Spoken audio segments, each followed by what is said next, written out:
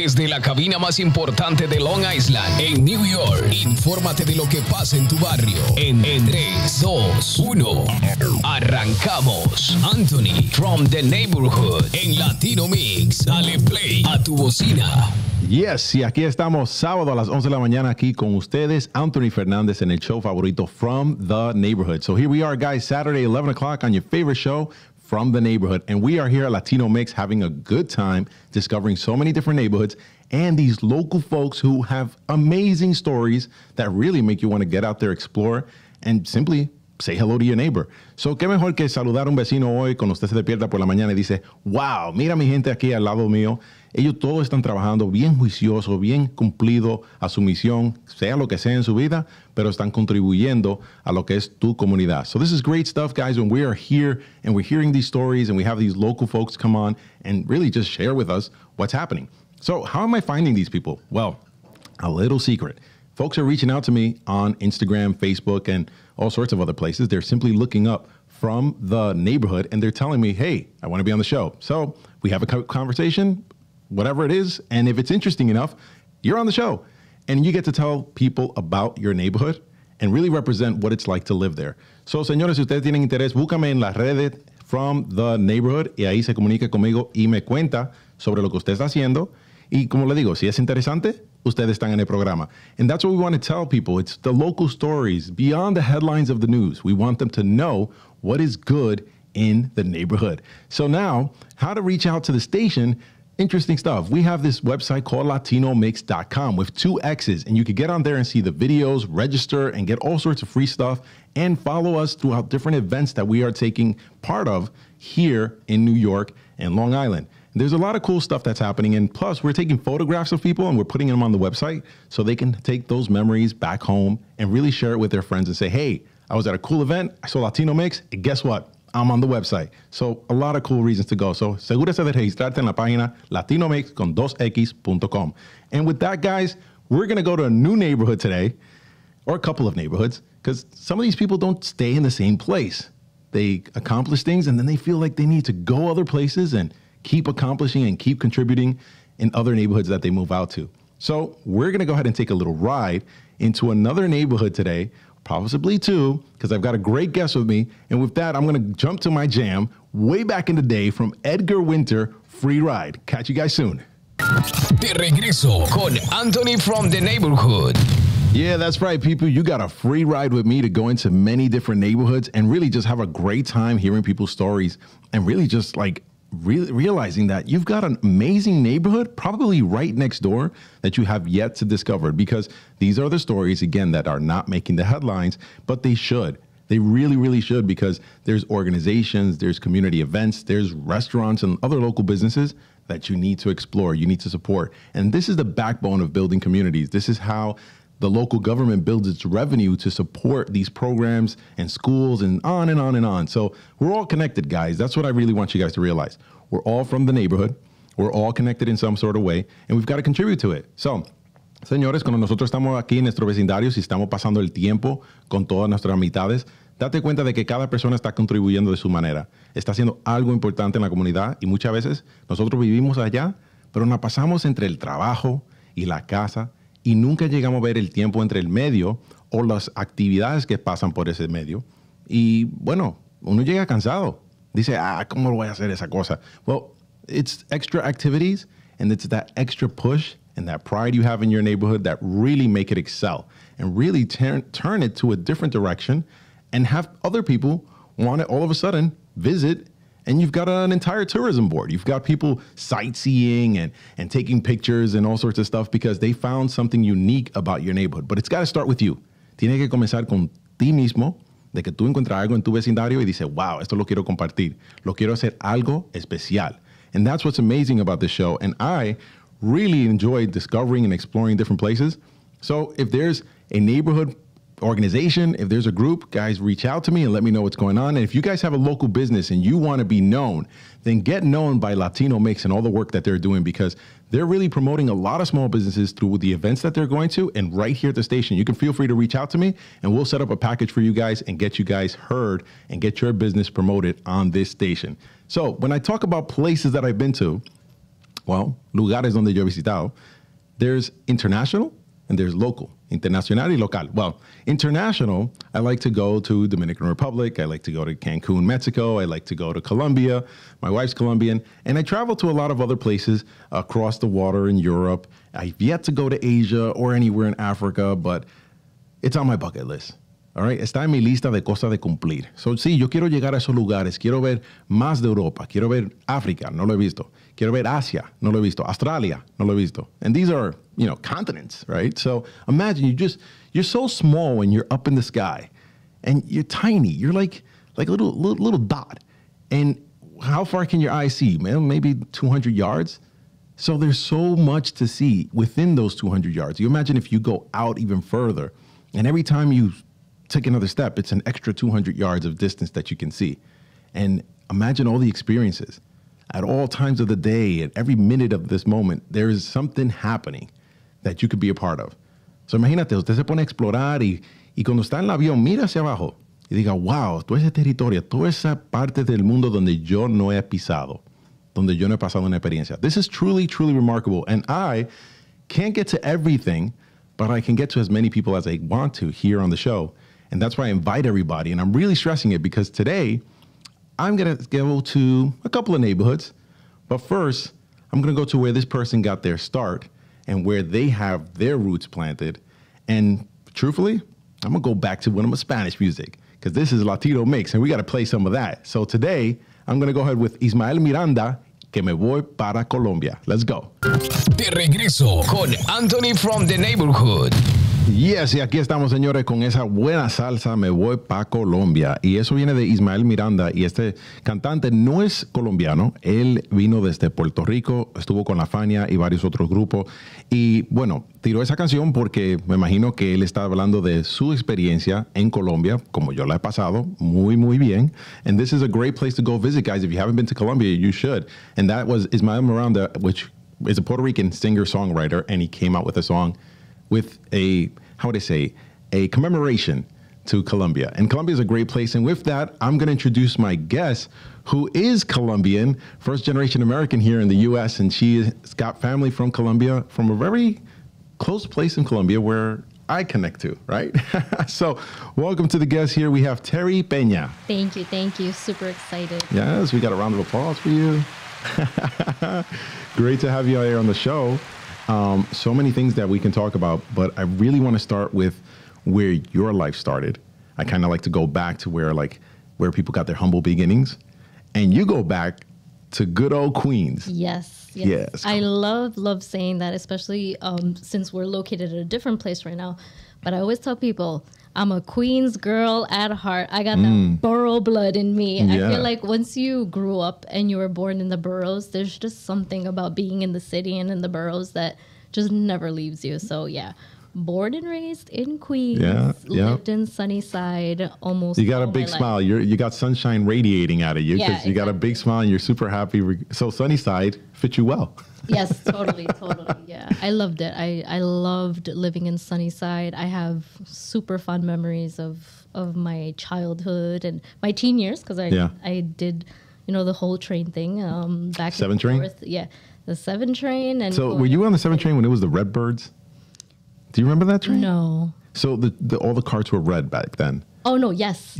So this is iconic before of the 7 line. Before they turned silver. Yeah, exactly. Before they put in the new ones. Yes. So these were the ones where the lights would go off. So si ustedes estaban en el tren 7, si todo el mundo que estuvo por la área de Queens hacia el norte, o sea, la avenida Roosevelt. So yo sé que ustedes tienen familiares que son de allá porque de latinos somos muchos que estamos en esa área de Queens. Si usted montó en ese tren 7, se apagaba las luces, right? The 7 train, the lights would turn off. So there were certain stations where you went pitch black. Oh, yeah. When you get out of the city, right, and you're heading into finally, you're into Queens, there's this one turn that, it doesn't matter how many times you've taken that train, you swear it's going to fall off its tracks. It's like this little curve. So imagine, what you 33rd said. Street, Rawson, right? Yes, one. I know. That's the one by LaGuardia College. Everyone, grabs and does a quick prayer. nowhere, and then you just do it. And then you're okay. It's so funny. So, elevated trains go a little bit slower, but it feels like it's going really fast just because it's a curve. So, si ustedes han montado en ese tren, lo que ella está hablando es que hay una curva donde siempre se siente que el tren se va a voltear. No pasa. Es por la 33, allá llegando a la Universidad de La Guardia. And I know it because I went to school around there. So, and my cousin went to aviation high school. So he was on the show earlier, and we talked a little bit about our days, but we didn't get into the detail. But Aviation High School that was the stop. Right there. Yeah, it's right there. Exactly. So I think it's 33rd and 41st or something like that. Yeah. So, señores, nosotros estamos hablando de tiempos antes, de cuando el tren era otro tipo de vida en el sistema de tren. I mean, ojalá que no se regrese ese tiempo, pero sí fue un momento especial en nuestra niñez. And honestly, I think it was in the movie too. I think it was Carlito's Way or something like that, where they said it was shot uptown, but it really is the 7 train. There's a lot of movies that they say they shoot them somewhere else. And the Spider-Man movie was filmed in Sunnyside. Yeah. The pieces of that where he's like jumping off the top of buildings. That went all over Queens because I remember that being in Woodhaven too. And I was like, and they made the train stop look like it was up there in Queens, but it was really in Woodhaven, Queens. Yeah. Insane. So listen, talk to me about your time there because, you were young and you were going to high school and all of this sort of stuff. So, like, are you still in Queens? Do you have family in Queens? I think you did say you moved out. So tell me about that. So I moved out. I'm no longer in Queens. When I got married and, we had the kids, it's like the typical, like, okay, what are we going to do? And I think you went to the suburbs. We went to the suburbs. I think you always want to give your children what you never had. So I loved Sunnyside, and I loved growing up. My experience in Sunnyside is like unique. I loved it. I loved taking the trains. The city is something else. The city is something else. And you're Colombian, right? So your parents came from Colombia. What part of Colombia is it? So my dad is from Bucaramanga and my mom is from Bogota.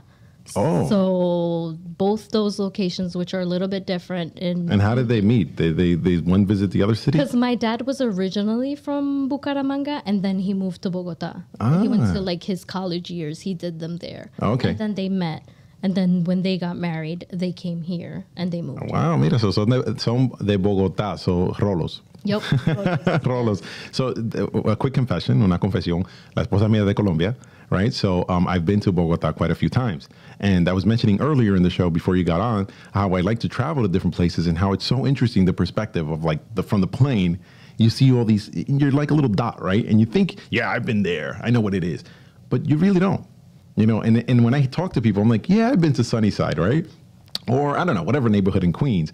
And then I start hearing their story. I'm like, well, I didn't experience that. Like my life was totally different. Yeah.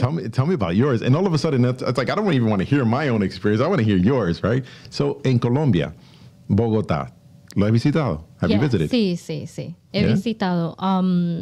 Cuando yo estaba joven, yo dije, mis padres colombianos, comida colombiana en la casa, todo eso. Y yo dije, quiero visitar de dónde vinieron ellos. Y yo tenía mis abuelos en Bogotá. Y yo trabajé muy joven. Sí. Desde los 15 años yo he trabajado. Yo trabajé y dije, voy a hacer dinero y me voy para Colombia. That's a Latino thing to start early. I think so. I started working when I was 10 years old. So yo creo que los latinos sí estamos como eso incorporado, de que ya, tú puedes moverte, puedes levantar cosas, un trabajito, right? Yes. Like everybody gets a little job once you can lift some things.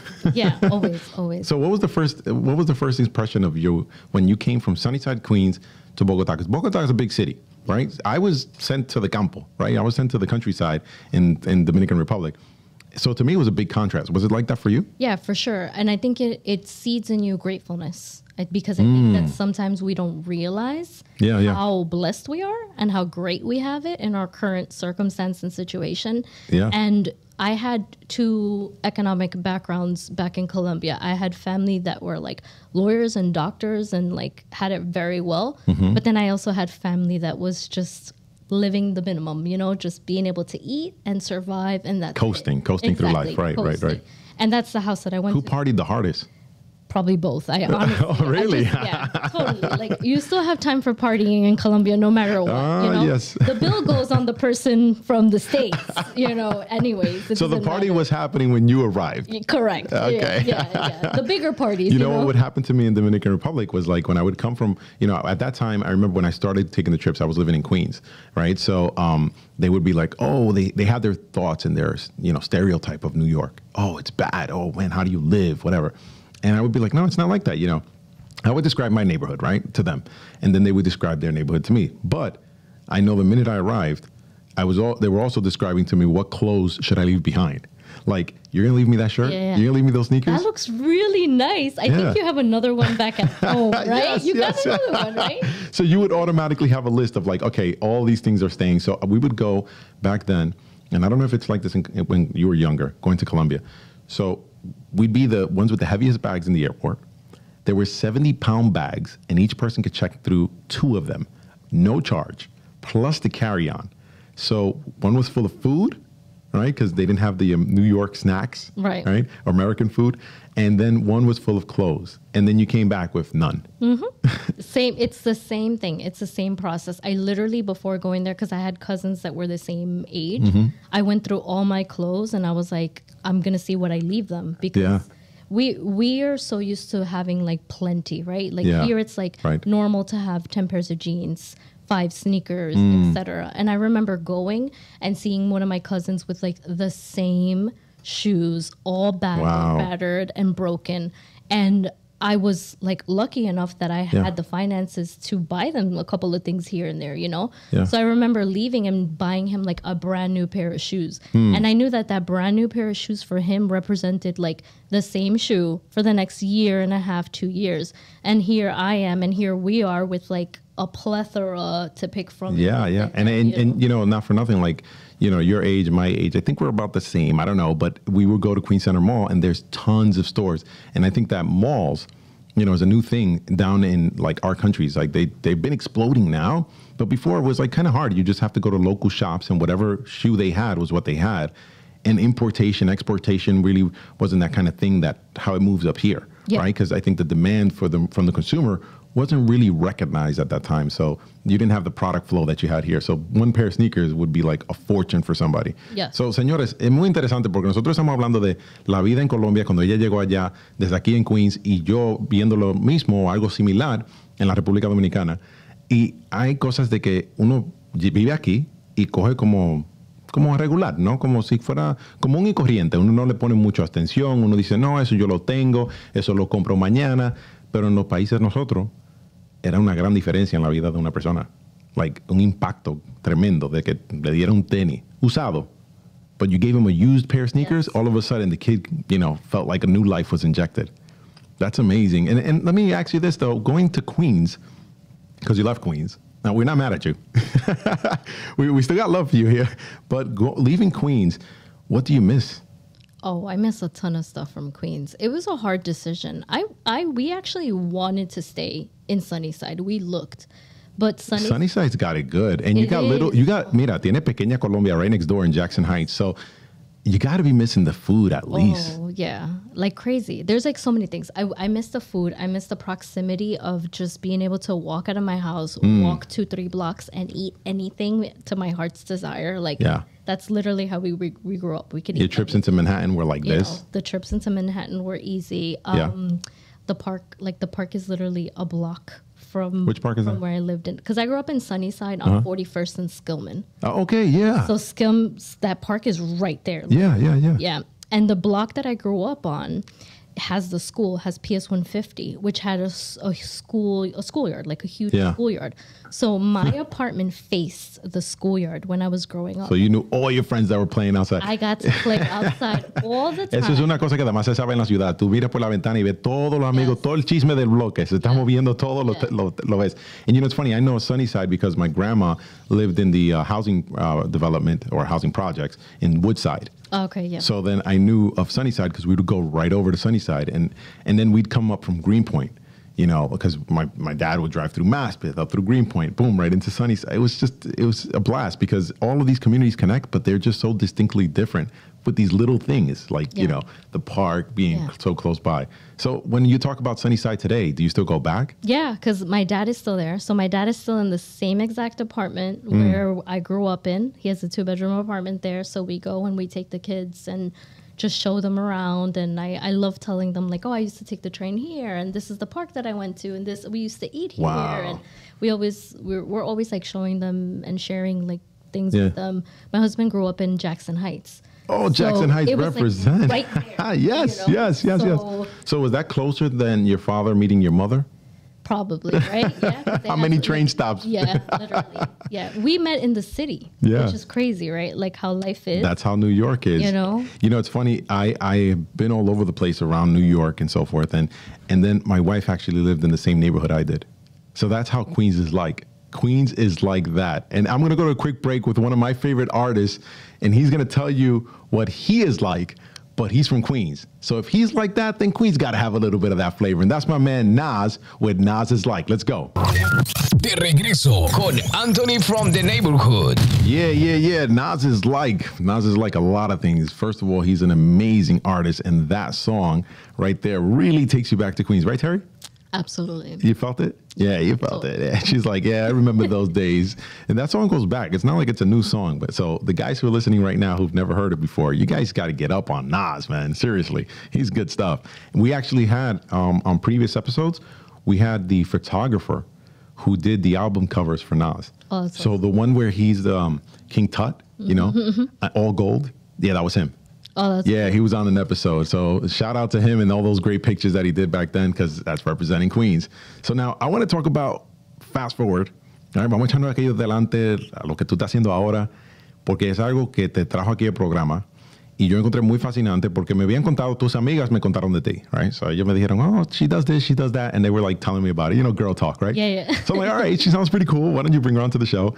And they told me about what you were doing, but I know no one can say it as good as you do. So this organization that you were with and the impact of the way you've impacted people's lives, tell us a little bit about that. Yeah, absolutely. I remember there was just like a time in my life where I was trying to really give back, right? Yeah.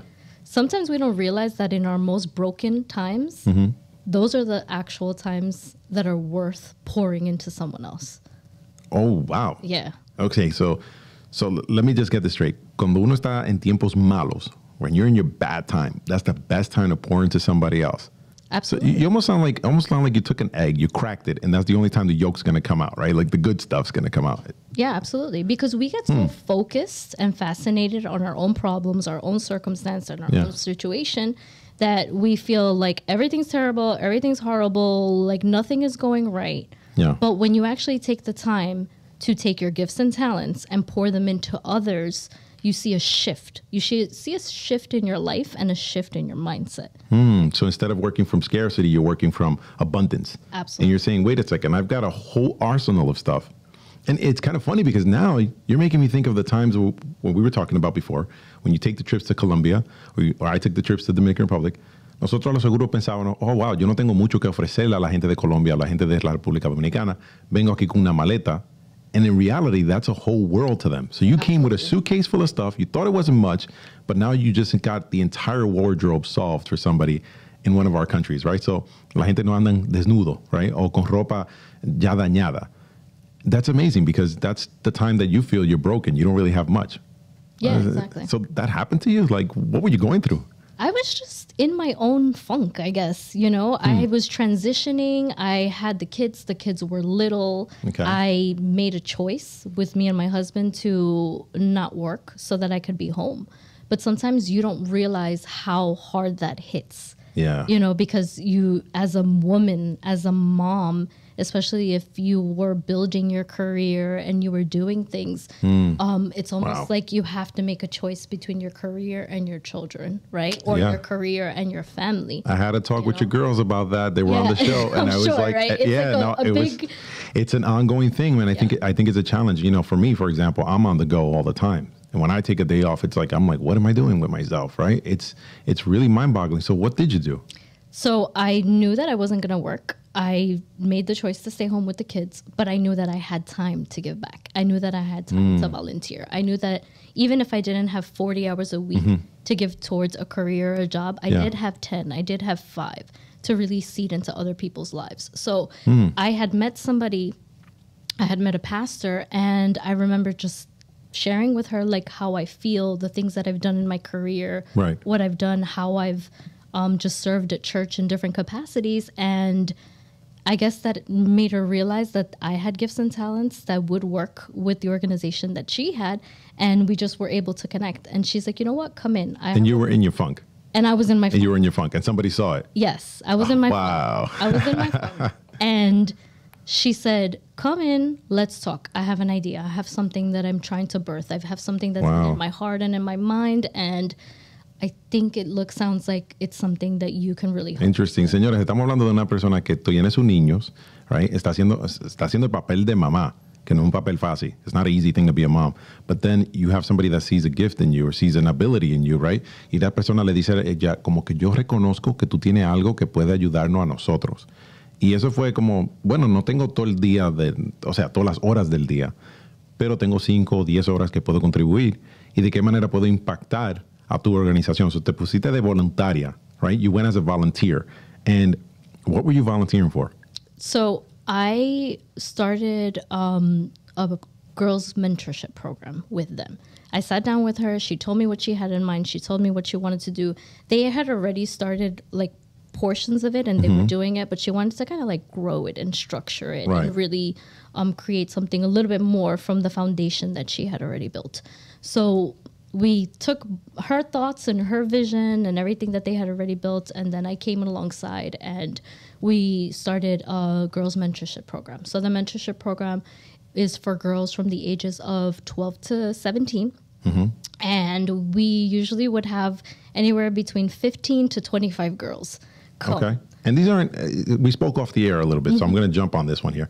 These weren't just everyday girls. So there was something specific about these girls that really struck me here, because when we spoke about it, I said, I don't even know anything about that world. So cuéntanos un poquito de ese mundo, porque estas niñas tienen un estilo de vida bien diferente y es algo único.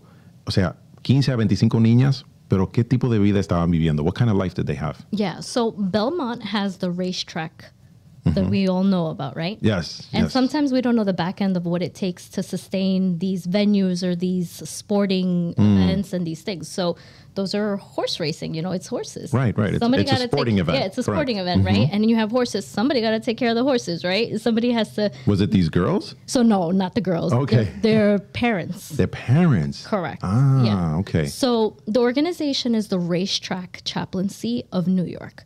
So they are the chaplains that serve the racetrack community, which is about 3,000 people. Wow. So it's the moms, the dads, and the children that work for the racetrack.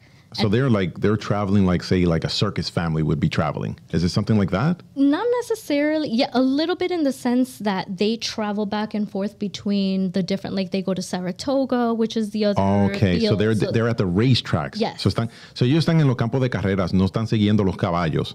Ellos están siguiendo los campos de carreras y están trabajando en estos lugares, cuidando los caballos. Esos son los padres. Pero las niñas tienen que buscar su vida. So they enter a program like yours, and what values are they getting? Yeah, so we do mentorship. It's mentorship that we do with them once a month. And we just come alongside them. And one of the things that was really in my heart is like, instead of telling them what they need and just feeding information to them, it was more like, what do you need? What are you looking for? What are you missing? What's missing in your life? So we would always start the year in September, and I would put out a survey and say, what are you struggling with? What do you need help with? So with all the information that I gathered from the girls, then together we would all build with the mentors the program for the rest of the year.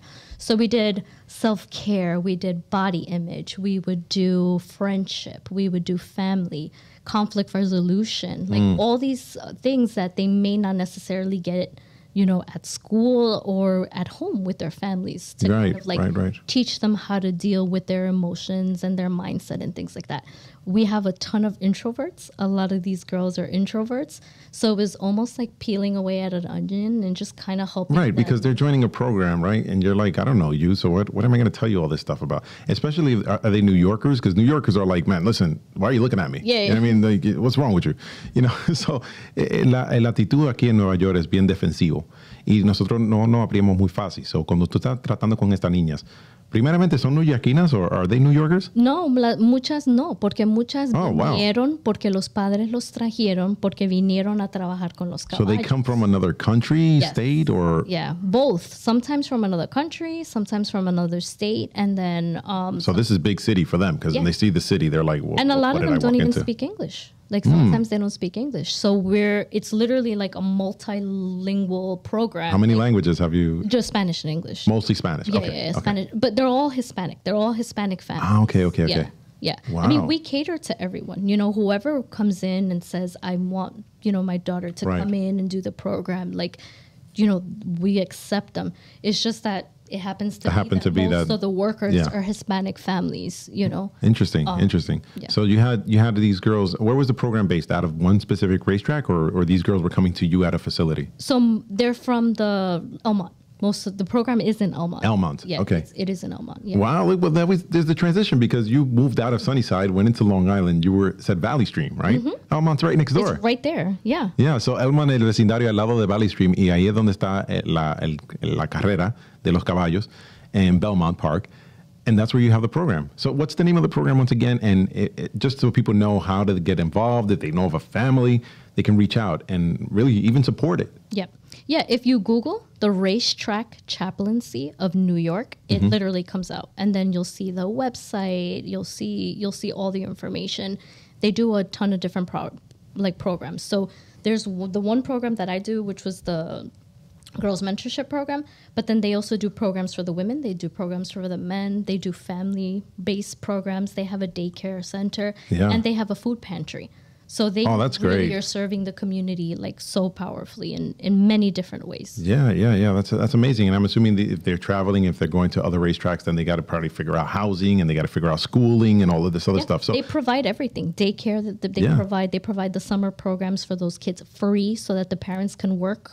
So how do people support that? Do they buy tickets at the racetrack and a donation goes to them, or do people actually reach out and donate to a specific website? How does it go? Yeah, so it's like there's funding for it, and they have grants, and then there's people that support the mission on a monthly basis, or volunteer, like you. Or volunteer, exactly. Wow. Yeah. So what have you noticed that the girls just simply want to do? Like what is their most favorite activity? What did they have fun with? What is it that girls really want to do? So each month it's a mentorship and then it's a trip. So the trip is like el gancho, like el trip is the trip is the hook to get them, right? Exactly. Ellos tienen su aprendizaje y después llevan su viajecito. So where would they go? What did they do? So we take them to places that because of their income level that they would have never been able to go, or that it would have been like something that they maybe would have done. So they went rock climbing. Oh, we went to a rock climbing place, a play, like in, like a Broadway. Yeah, un play. teatro. Teatro, those things are... Yeah, un teatro. Imagínate, un teatro en Broadway es bien costoso. Es un boleto de $70 fácil. Cooking classes. We've taken them to private hotels so that they can have the spa pool, day. They've done a lot of amazing things. That's really nice. That's really nice. Well, you know what? At the end of the day, everybody just wants to have a really good time in life. And I think that these girls, well, they're going to segue right into my next song.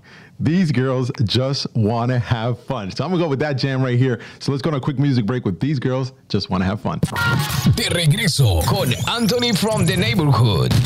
Yes, girls just want to have fun. And that was Cyndi Lauper. And I got a question for you, Terry. Cyndi or Madonna? Madonna. Madonna? Yeah. Oh, she said Madonna. Cyndi was from Brooklyn, right? I should have said that. Yeah, Brooklyn. Yeah, they said she grew up in Queens. I don't know. Maybe Valley Stream was even something that came up before. So I've got to look it up. It's probably somewhere in Wikipedia. So, señores, nosotros estamos regresando de que estaban hablando anteriormente como ella ha sido voluntaria en diferentes organizaciones y una específicamente que tiene que ver con la carrera de los caballos ahí en Belmont Park, y es apoyando las familias que están ahí trabajando y apoyando las niñas que son parte de esa familia y enseñándoles lo que es vivir la vida y dándole aprendizaje y llevándolos dijo buenos viajes. So girls really did have fun with you guys. I mean, spa day. What did you say? Like rock climbing. Some cool stuff, right? Yeah, definitely. Oh, well, I'm a little jealous. I want to go on one of them trips. So do you still volunteer for the organization? So it's something that because of my career and everything and other. I was going to say, how do you possibly do it, right? Well, listen, I mean, there is something that you are a part of, and I really want to stress because the girls were chatting, right? They were on here before. We had 2 girls that were Entrepreneur of the Year, recognized by the Long Island Hispanic Chamber of Commerce, that were on a show last month. And now you're here and you're part of the organization because that's how the conversation started. And you hold a big role.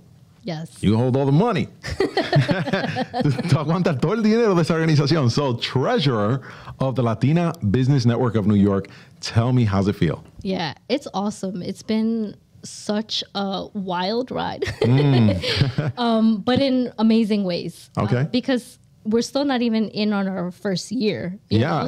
It's amazing. You guys set up a great organization. You already had your first event. That was good stuff. Yeah. And I love cutting the checks because it's like the giving, because the biggest part of what we do is giving, right? So at every single time we have an event, every single time we're pushing something forward, we're always thinking of how are we going to give? How are we going to give? Who are we going to give to?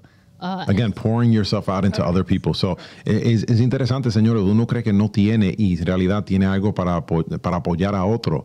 Y ella fue de ser voluntaria, entrando a su negocio, y ahora está parte de lo que es Latina Business of New York. And now you're pouring out again, right? And writing checks. Yeah. So now tell us a little bit about the organization, because we did cover it before in a prior episode about a month ago, but now people, I love to refresh it, especially for Latinas, for them to know that this is out there. So how do they connect? Yeah, so it's basically a community. We call it LAPNI. That's what we call it. So, and it's really 3 main goals that we have. One is to build community. So building community for Latina women business owners. Doesn't matter what type of business you have. Right. We have every type of business you could imagine that has come through the doors. So to create like that community for entrepreneurs, because entrepreneurship can be very lonely sometimes. Yeah. And it's so good to bounce ideas off of people and really be able to talk and discuss things.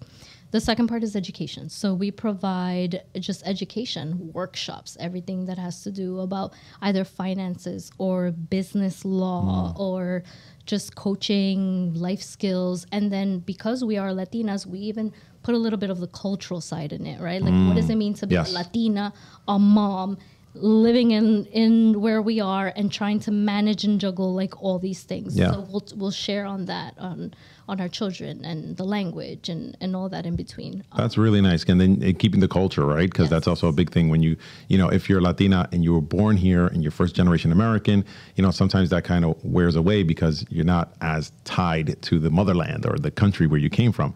So it's very interesting. And now with regards to the environment, right? It's very important to stress that, something's good going to come out of it because you're there with everybody who has a like mind towards something. So, señores, si usted está en una comunidad donde todo el mundo está contribuyendo hacia un cierto propósito, es más probable de que tú lo vayas a cumplir porque ahí tú estás con esa misma energía de otras personas y están creciendo juntos. No se están olvidando del objetivo. This is really nice. Now, I want to say that you do work in the financial field. And this is kind of interesting because I've noticed that a lot of people who are in finances kind of like don't stop at the 9 to 5. They go beyond it. So why don't you just tell us what you do for a living? Because it's correlated, right? It's correlated with mentorship. It's correlated with this. So what you do for a living and real quick, how to even contact you. Yeah. So I do finances. I'm a financial planner. But I have a very specific niche where I do finances from a biblical approach. So wow, that's interesting. So you look at like lessons from the Bible and you apply them to life and finances. That's very interesting. There's a story there about planting seeds, I think it is, right? And then someone kept the seed, someone planted the seed, and someone, I don't know, gambled it away or something like that, right? Yes. The 3 brothers or something like that? Yeah. What do you say to that story? What's the lesson? ¿Cuál es la lección de la historia que hay sobre la semillita que uno lo siembra, uno lo juega y el otro lo ahorra, lo guarda? ¿Cuál es la lección? What's the lesson you give? The lesson is that we have to be careful on where we're planting, right? So like a big part of what we're talking about today is giving back, right? Is seeding into people's lives, right? Things like that. So your gifts and your talents, where are you seeding them? Where are you planting them? Interesting. Is it on fertile soil? You know, are you spinning your wheels for a company that has honesty, integrity, that is doing things in a right way, that is serving the community? Or are you spinning your wheels and not really adding value to someone else's life, right, to your own life? So, or where values even recognized, right? Porque alguna vez uno tiene un trabajo y uno le está poniendo todo el esfuerzo, pero no lo reconocen. No llega a ningún lugar, no es de importancia. You're just doing it, right? So it's interesting. So how do you come across, using the Bible story, right? How do you come across to understand or recognize and distinguish, am I really putting in my time in the right place or towards the right things or not?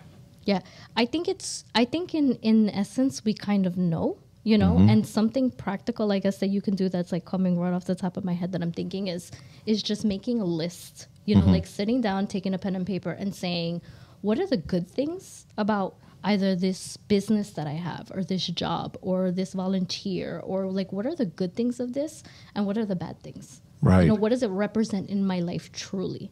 You know, Wow. And once you look at your list, if you see that the negatives completely outweigh the positives, then we kind of have to like recalibrate, you know? I like your flavor on financial planning. Really, really cool. Why don't you go ahead and let people know how to reach out to you? Because, you know, if it's Instagram, where do you live? Yeah. So, ¿A dónde que tú vives? Y porque si la gente tiene interés de cómo comparar las lecciones de la Biblia y hacerlo del estilo que tú lo demuestras, tal vez se quieren comunicar contigo. So let us know how to reach you. Yeah. So my company is 1/10. So I am www.1 spelling it out 10th spelling it out.org. And then I am everywhere on social media like Facebook and Instagram at I am Terry Pena. So super that's easy. I am Terry, Terry, Peña, Pena. Yeah. And that's Instagram, Facebook, and all that stuff. And that's where I share everything. Like I share everything. Sometimes it's not about like trying to knock the Bible over somebody's head and things like that. Yes. I think that sometimes people hear certain things that has to do with Christianity or the Bible, and they kind of have their own predisposition and thought about what you know, it's and that's be. the kind of thing that I try to remove in this show, because people have predispositions about neighborhoods and who lives there and how is it. And I'm like, no, you've got it wrong. You've got, give it a chance, right? Yeah. Give it a chance. Yeah. And I think this is interesting because this is a very different approach, and I think it's a fundamental approach. Yes. You know, and I think that a lot of what's in there is also universally applied. Yes. You know, and if you don't want to take it for what it is religiously, you maybe just want to take it for what it is maybe in a logical way. Yeah. You know, and say, does make sense. Yeah. I can see the connection to life. So I applaud you for that. Thank you very much. Guys, let me get a round of applause for her, please. This is a good stuff. You're setting up life on a bigger level. And I appreciate what you've been doing with the girls and Latina Business Network, because truthfully, and I'm going to segue, that is larger than life. That is larger than life. So with that, guys, I'm going to go with this from the Backstreet Boys way back in the day. That jam, larger than life. Let's go. De regreso con Anthony from the neighborhood. Yeah, that's Backstreet Boys. You know how old that song is? Take a guess. I don't know, but it might bring a tear to my eye because it's going to tell me how old I am. Esta canción tiene muchos años, señores. Si ustedes la han escuchado tal vez miles y miles de veces y no se da cuenta de cuándo fue que salió. Salió en 1999, 1999. That makes it 23 years old. That's crazy. It is. So that child born at 1999 is now able to, well, enlist in the armed forces, you know, buy a drink. I mean, it's unbelievable how fast time flies. And you have been living a larger than life kind of experience. So way to go on all the things that you talked about before. If you guys didn't catch it, make sure to go to LatinoMixWith2X's.com. The video is going to be uploaded. It'll be there within like hours, or if not by the next day. I don't know, when the guys in the studio do it. We've got tons of engineers in there working on stuff, and they'll put it up, and then you get to see her lovely face, my everyday face. You see me all the time, right? And you'll be able to go ahead and hang out with us and just really get the experience of what happened here in the studio. And if you want to hear the full audio, just go right below the video. There's full audio, and you can hear all the jams that I'm playing here and really have a good time pumping to some of this music that is literally from the neighborhood, right? Like, let's go back. So, gracias por todo lo que lo que tú has hecho por tantas personas que están ahí afuera. Y en realidad, yo quiero saber un poquito más de tu vecindario, and tell me like tres lugares donde yo debiera ir in Valley Stream or even Elmont, because you've been there. So just tell me, what are some really cool places to go to? Yeah, so Valley Stream for sure. And my number one is Valley Stream State Park. I love that park. I literally can walk to it from my house. Okay. So it's like 3 blocks and I'm right there. Valley Stream State Park. That's a New York State park. So beautiful. All right. So there's like a section where it has like picnic area and you can barbecue and you can grill and all that. Oh, that's and if you park. follow it around, it has like about a 1.5 mile radius. So the part that I connect to is more where their pool complex is, because there's also a pool complex right there. Oh yeah, it's like really nice. Do you need a pass to get into this place, or can you get in on your own? So you can walk but you don't need trail. Like, it's not a membership sort of thing. You don't need a thing. membership Okay, to all walk right, the cool. trail, so that's cool. But for the pool, you do need all right. So Valley Stream State Park, that's 1. What's number 2? Yeah. Number 2, I would have to say, just because, you know, we ordered pizza yesterday, Rose's Pizza. Like, we will not order pizza from anywhere else. Big shout out to small businesses. I love it. I love it. Rose's Pizza. It's like, every time the kids need that, you know, pizza's pizza, man. Yeah, well, like, you know, let them know it's part of our lives. Tell them, hey, tune in on Saturday, 11 o'clock from the neighborhood. I shouted you out. And what's number 3? And then number 3, which truly is number 1 in my heart, is my church, which is Bethlehem Assembly of God in Valley Stream. We do a ton of stuff for the community. It really is where I got my community when I first moved there. Wow. It's where I found my friends. It's where my kids have grown up with their friends from church, and where I volunteer on other things, because, you know, we love to have you volunteer our hands in different pots. No, and you know what? That really hit a spot, and I think is a perfect way for us to wrap this one up. Because, señores, nosotros estamos hablando de una persona que está de voluntaria y sigue de voluntaria y acabó de nombrar su iglesia donde hacen muchas cosas para la comunidad. This is great that your church does this. You know, your organization basically of volunteers, right? Your whole team, an army of volunteers, is still doing things for the community. And thank you for being a part of it. I got to say that I'm going to play one of your favorite jams, by the way. So, and this is a song that you wouldn't even connect with the whole church thing, but you know, it's really sweet that you put this one out here. And guys, nosotros estamos aquí en este programa para servirle a ustedes, pasar buenos tiempos, and I can't wait to see you guys back in the neighborhood. And guess what? Today, like every day, is a new day. So I'm going with that from my man Danny Goki. It's a new day. Let's do it. Desde la cabina más importante de Long Island, en New York, infórmate de lo que pasa en tu barrio. En 3, 2, 1, arrancamos. Anthony from the neighborhood en Latino Mix. Dale play a tu bocina.